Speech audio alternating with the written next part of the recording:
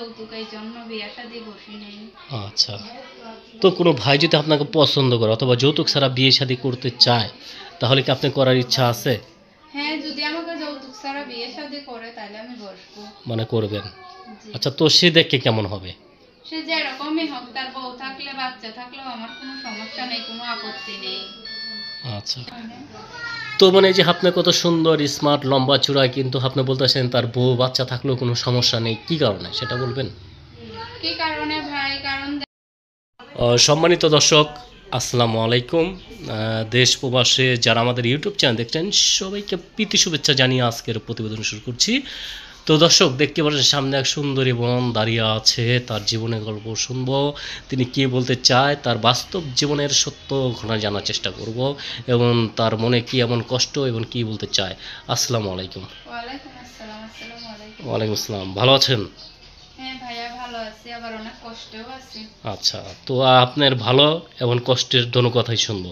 আচ্ছা, তো প্রথমত বলবো কি নাম আপনার? সুমাইয়া। সুমাইয়া, কত সুন্দর নাম।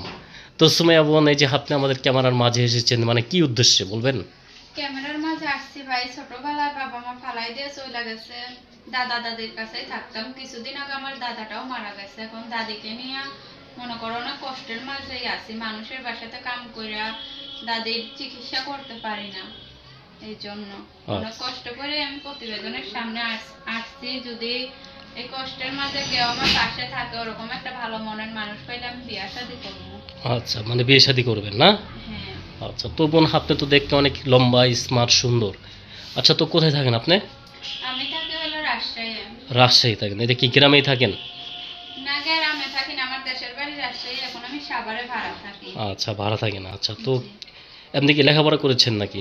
লেখাপড়া ছোটবেলায় করছিলাম 3 পর্যন্ত, এরপর আর করতে পারিনি। বাবা মা ফালাই দিয়ে দিচ্ছে, দাদা বুড়া মানুষ রিক্সা চালাইতো, পড়াইতে পারিনি। আচ্ছা আচ্ছা, তো মানে লেখাপড়ার ইচ্ছা ছিল? লেখাপড়ার ইচ্ছা তো সব সব মানুষেরই থাকে ভাই, কিন্তু কতজনের ভাগ্যে থাকে, কতজনের ভাগ্যে লেখা থাকে না, এই জন্য আচ্ছা আচ্ছা আচ্ছা কষ্টের জীবন। আচ্ছা, কষ্টের জীবন। আচ্ছা, তো এই কষ্টের মাঝে কি কেউ এখনো আসেনি? না ভাই, এই কষ্টের মাঝে কেউ এখনো আসেনি। আচ্ছা, তো এই কষ্টের মাঝে কেমন মানুষ চাচ্ছেন আপনি?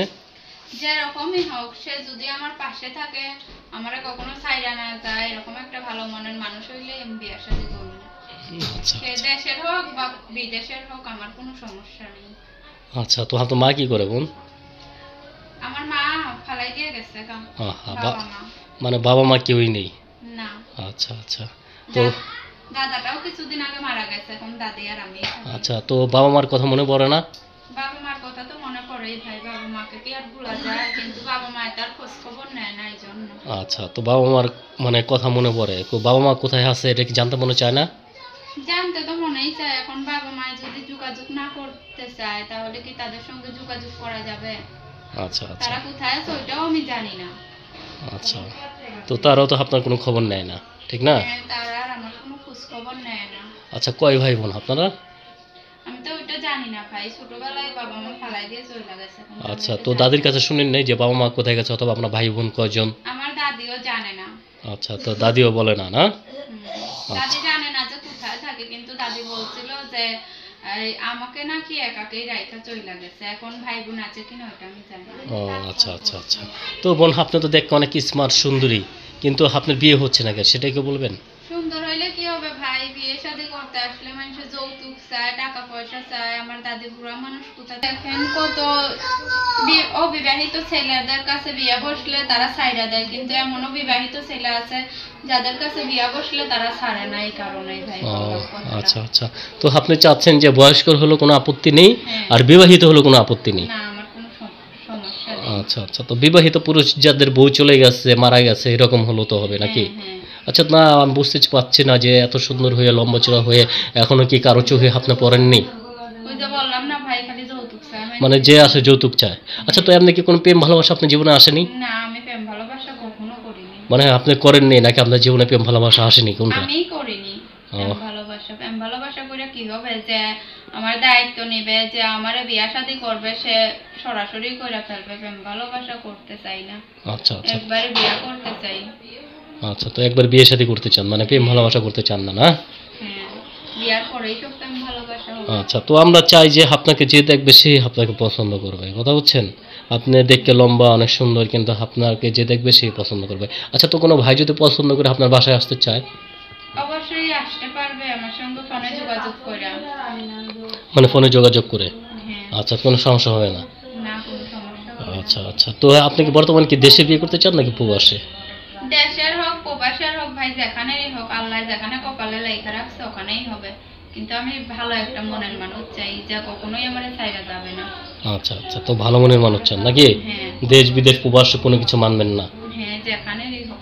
আচ্ছা, তো প্রতিবেদনে এসেছেন, আপনার দাদি জানে? প্রতিবেদনে আসছে, আমার দাদি জানে না। তো আমি যে কাজে আসছি, কাজে এসে এই আন্টিদের এখানে প্রতিবেদন করতে। আচ্ছা আচ্ছা, তো আপনাকে দেখে মনে হচ্ছে তো আপনি বাড়ির মালিকের মাইয়া? না ভাই, বাড়ির মালিকের মায়া হইলে তো কপাল খুইলাই যায়। তো এই বাসাতে আমি কাজ করি। মানে ঠিক আছে, কাজ করেন, মানে আপনাকে দেখে মনে হচ্ছে, ঠিক না? সুন্দর হইলেই কি সবকিছু হয়? আচ্ছা, তো যদি কপাল খারাপ থাকে। আচ্ছা, সব কপালের দোষ নাকি? সব ভাগ্য? আচ্ছা, তো কোনো ভাই যদি আপনাকে পছন্দ করে অথবা কথা বলে, কিভাবে কথা বলবে? আমার ফোন নাম্বার আছে, আমার ফোন নাম্বারের মাধ্যমে আমার সঙ্গে যোগাযোগ করতে পারবে। আচ্ছা আচ্ছা, তো নাম্বার কি মুখস্থ? না, নাম্বারটা আচ্ছা, তো প্রিয় দর্শক দেখতে পাচ্ছেন সামনে এক সুন্দরী বোন দাঁড়িয়ে আছে, বাবা মা নেই, দাদির কাছে থাকে। জেনে শুনে যদি কোনো ভাই তাকে যৌতুক ছাড়া অথবা বিয়ে শাদী করতে চান, সরাসরি তাকে ফোন দেবেন। বিয়ে করলে সেক্ষেত্রে তাকে ফোন দেবেন, একটু যাচাই বাছাই করে নেবেন, কারণ আমরা প্রত্যেককে ভিডিওতে মোবাইল নাম্বার দিয়ে দিই, আপুর নাম্বার দিয়ে দেবো। সরাসরি আপুকে ফোন দেবেন, অন্য কাউকে ফোন দেবেন না। আচ্ছা, তো নাম্বারটা দিন, দিয়ে দিই। আচ্ছা, তো নাম্বারটা বলে আমার সাথে সাথে বলেন। হ্যাঁ, নাম্বারটা হলো 01 78 78 54 54 02 02 374। 374। এটা হলো আপনার নাম্বার, ঠিক আছে দর্শক? নাম্বারটা আবার বলে দিচ্ছি, 01 78 78 54 54 02 02 374। 374। এটা হলো আপনার নাম্বার, ঠিক আছে বোন? আপনার নাম্বার দিয়ে দিচ্ছি, দর্শকের উদ্দেশ্যে চলে গেছে। তো কখন বেশি আপনি ফ্রি থাকেন? আমি সবসময় ফ্রি থাকি, মনে করো কাজও করব, কথাও বলবো। আচ্ছা, তো কাজও করবেন, কথাও বলবেন নাকি? আচ্ছা, মানে যখন মানে আপনাকে মানে ফোন দিবে তখনই পাবে। হ্যাঁ। তো আমরা চাই যে ভিডিওর মাধ্যমে আপনি আপনার মনের মানুষ পেয়ে যান, এখন আপনার জীবন উন্নয়ন হোক। তো আর কি বলতে চাচ্ছেন দর্শকের উদ্দেশ্যে?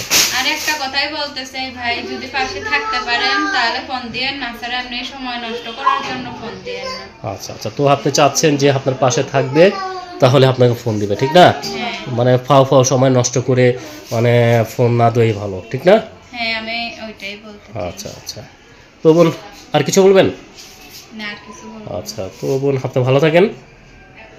আচ্ছা, তো প্রিয় দর্শক, আপুর জীবনের গল্প শুনলেন, যদি আবার কোন দেখা হয় বাকি জীবনের গল্প শুনবেন। সবাই ভালো থাকেন, সুস্থ থাকেন, নিরাপদে থাকেন। আসসালামু আলাইকুম ওয়া রাহমাতুল্লাহি ওয়া বারাকাতুহু।